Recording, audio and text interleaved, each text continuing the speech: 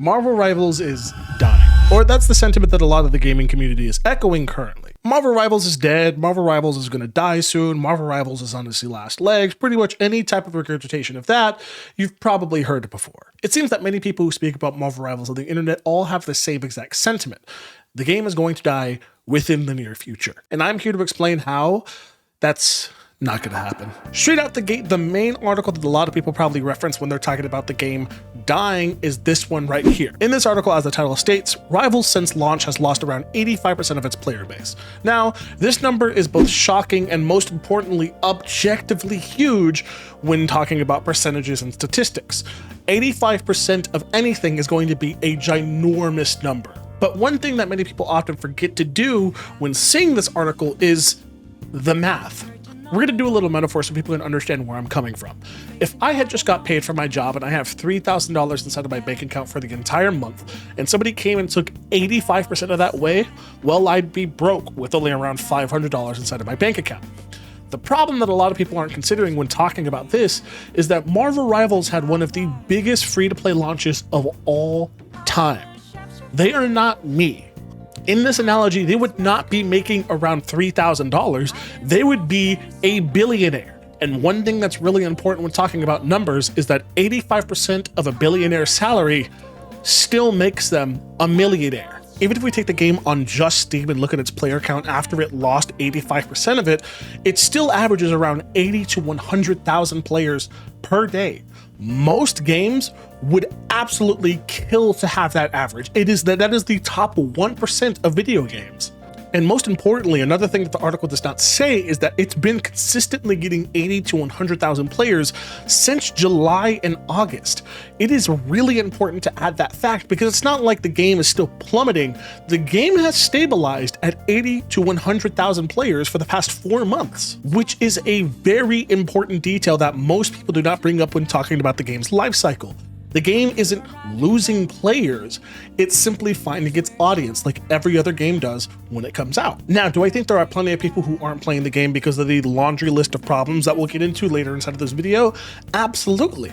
But I also do think it's very unfair to basically say that the game has lost 85% of its player base when it still pulls a dream number of players every single day. And if it's been like that for the past couple of months, the people who are playing Marvel Rivals will more than likely still play Marvel Rivals. This is not just a made-up concept as well. This is genuine fact if you look at previous games. If a game survives long into its lifespan with a consistent number of players, that game will more than likely continue to keep that same number of players later in its lifespan. The only way that number will decrease is if the game genuinely takes a turn for the worst, which can happen and kind of is happening with Marvel Rivals, which we'll get into later inside of this video. But let's look at a game that does show this example. The Finals. If you ask the average person, they'd probably say that the Finals as a game is completely dead and nobody plays it, which would be the case. The game obviously had a massive turnout with around 250,000 people playing it on Steam, but quickly with new games coming out and the game beginning to lose its player base, it went down all the way to around 10 to 15,000 players. And it kept doing that until May of last year. Around May of last year, the game began to average around 15 to 20,000 players per month. Do you want to know how many players it has right now?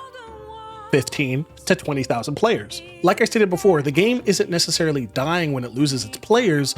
Sometimes it can be finding its core audience that stay to play that game. And if you compare the Steam data for the Finals and Marvel Rivals, you can see how they're showing similar signs of keeping that average player base. Meaning outside of the events and new seasons, Marvel Rivals will more than likely consistently have around 80 to 100,000 players playing it all throughout its lifespan. Also, as another side note that I really wanted to talk about, people are pointing towards a recent downtick as a sign that the game is dying, but once again, this is less that the game is dying and more people not understanding how to use the tools and resources that are in front of them with Steam DP.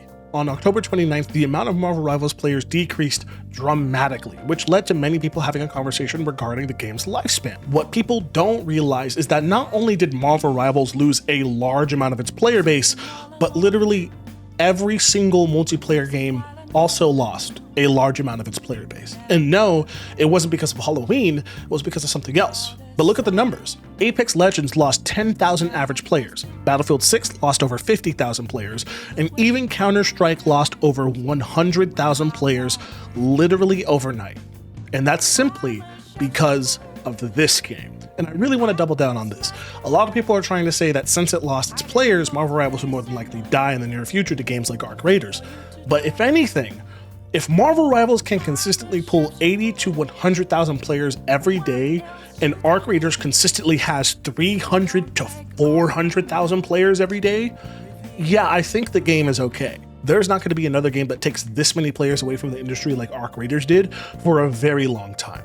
The only one that would be close to it would probably be GTA 6, but after the most recent news, I don't think many people are tripping about it anymore. Now, does this mean that Marvel Rivals will continuously flourish just because it has 80 to 100,000 players? No, not at all. Because at the end of the day, two things are true. First of all, a game is never too big to fail, and two, if the game begins to worsen, no amount of loyalty is going to keep that fan base in that game. And I'm simply going to show this by showing another game that is currently on its last legs. Actually, Rainbow Six Siege. The stigma around Rainbow Six Siege recently has been nothing but negative, and rightfully so. The creators of the game are going out of their way not to listen to the community. The game is riddled with bugs and glitches and server issues, and the developers blatantly show disrespect towards the content creators that literally bring traction to their game. And if we look at the average players in recent history, you can see that the game is showing the results of all those things that Ubisoft is doing. Previously, you could actually see that Siege followed the same exact trend that we were talking about before.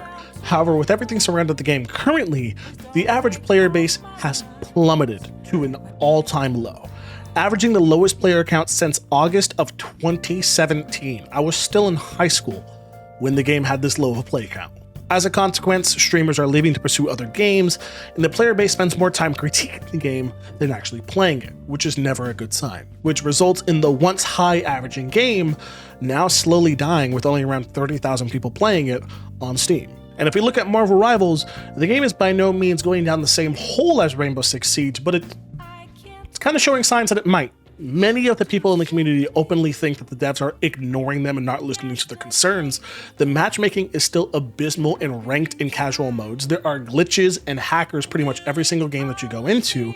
And most importantly, all of these things are the same exact stuff that happened with Rainbow Six Siege. Now, I will say, one of the main reasons that Rainbow Six Siege did have a downfall is because their release window of content and their actual releasing of content slowly became monotonous and repetitive, and people no longer wanted to engage with it. I will say, Marvel Rivals does not have that problem.